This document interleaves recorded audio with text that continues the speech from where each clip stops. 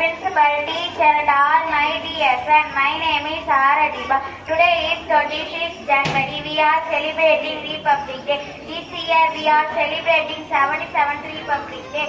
At first I wish you a very happy Republic Day. Republic Day is a most important day in the Indian history. Constitution of India came into force on 26 January 1915. The Constitution is the supreme law of India. The Indian Constitution is the largest written constitution in the world.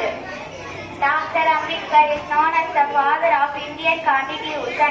The prime celebration, Republic Day, is held at Raj Bhavan, New Delhi.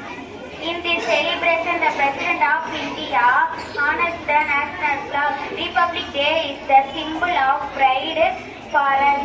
It is a national festival of India.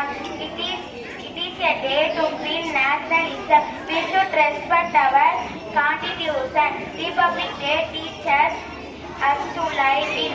I love my country, Indian, very much. I am proud to be Indian. Thank you.